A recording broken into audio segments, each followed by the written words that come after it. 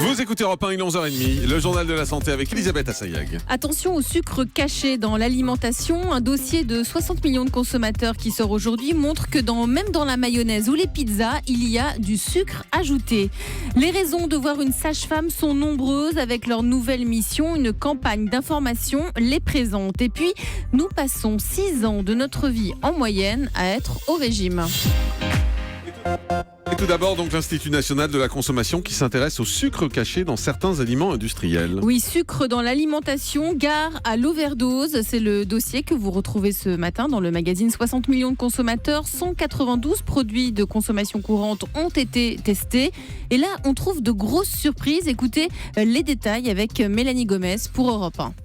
Ce sont par exemple les stars des soirées foot entre amis, pizza, chips et autres biscuits apéritifs. On savait déjà qu'on dépassait tous les niveaux de gras et de sel. Eh bien, figurez-vous que le sucre aussi est de la partie. Certaines pizzas royales analysées contiennent l'équivalent de 6 morceaux de sucre. La mayonnaise allégée, vous pensez que c'était mieux que la mayo classique? Alors certes, c'est moins gras mais beaucoup plus sucré, en moyenne 6 fois plus. La faute aux industriels. Écoutez Patricia Cheropoulos de 60 millions de consommateurs. Elle prend pour exemple les carottes râpées. Un fabricant de salade m'a expliqué, justement, ils ont un panel de consommateurs auxquels ils font déguster leurs carottes râpées et en fonction justement des retours, ils vont ajouter un petit peu de sucre. Donc ils vont ajuster pour que ça soit bon. On peut le comprendre, mais bon, notamment avec du sucre ajouté là où on ne l'attend pas en fait. On s'aperçoit qu'au fil de la journée, si on mange plusieurs produits salés et des produits sucrés, on arrive facilement à ingérer parfois jusqu'à 100 grammes de sucre. Alors 100 grammes de sucre, c'est 2 fois plus que les recommandations. Ça veut dire risque de diabète, d'obésité, de maladies cardiovasculaires. Et si malgré tout ça, vous voulez tout de même prendre un dessert,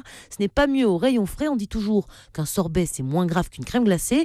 Eh bien, en fait, il faut savoir qu'en termes de sucre, c'est tout le contraire. C'est surtout moins gras en fait qu'une crème glacée, mais c'est tout aussi sucré, voire plus. Des anticorps ont été découverts pour neutraliser le virus Zika. Des chercheurs en virologie de l'Institut Pasteur de Paris ont identifié un anticorps capable de neutraliser à la fois le virus Zika et celui de la dengue. Cette découverte ouvre la voie à un vaccin contre Zika qui est à l'origine des lésions cérébrales chez le fœtus. Ces anticorps ont permis donc de neutraliser et à la fois le virus Zika ainsi que le virus voisin de la dengue. Une campagne d'information pour mieux faire connaître le métier de sage-femme. Les sages-femmes ont vu leur mission et leurs compétences élargies depuis le début du mois. 6 raisons de consulter une sage-femme. C'est le thème de cette campagne présentée par la ministre de la Santé. Écoutez Marisol Touraine. La sage-femme peut suivre la santé d'une femme pour sa contraception par exemple. Elle peut aussi désormais pratiquer une interruption volontaire de grossesse médicamenteuse. De la même manière, elle peut vacciner non seulement le nourrisson mais l'entourage du nourrisson pour empêcher des épidémies et éviter des maladies. Et donc ce rôle divers, multiple des sages-femmes, je souhaite le faire connaître et je lance donc une campagne de communication. Voilà tout ce que peut faire une sage-femme.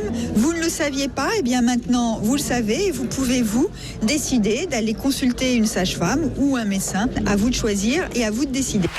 La musique classique prouve une nouvelle fois ses bienfaits et Mozart fait baisser votre pression artérielle.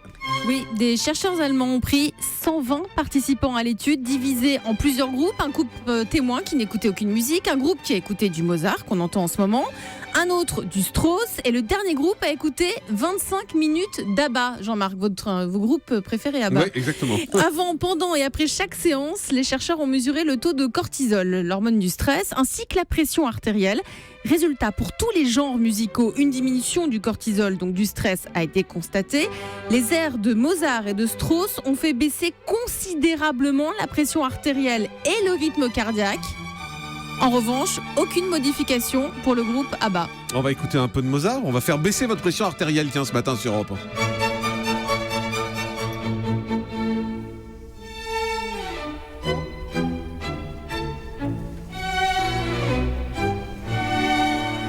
Mozart, vous avez bien connu Julie en plus. Et il vous draguait à l'époque, si je me souviens bien. J'adore. Voilà, vous aviez dit oui.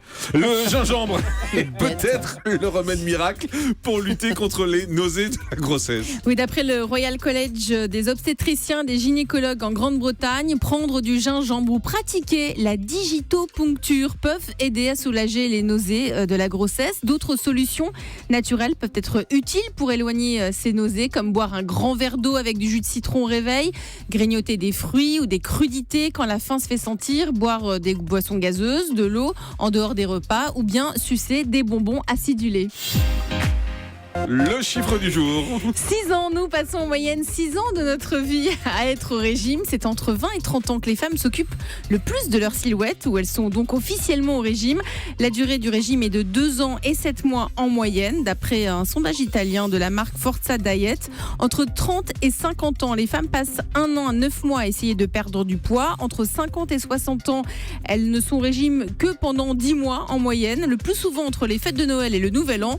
Et la durée moyenne d'un régime, toute femme et tout âge confondu, est de 4 semaines et 3 jours. Merci beaucoup Elisabeth Assayag.